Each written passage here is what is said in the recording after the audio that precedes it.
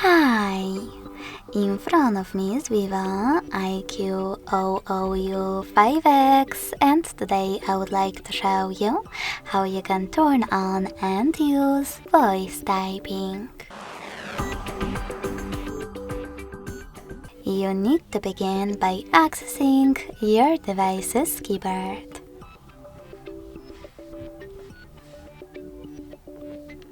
If microphone icon is not visible at the top right corner of it, tap on this gear one next to three dots.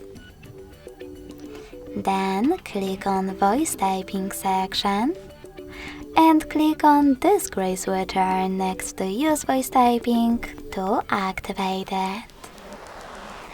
When you finished, go back to your keyboard. Now to start typing, click on the microphone icon. Then choose while using the app in the pop-up. When you are finished, click on the same icon again. Thanks so much for watching. If you enjoyed this video, smash that like button, comment and subscribe. Bye!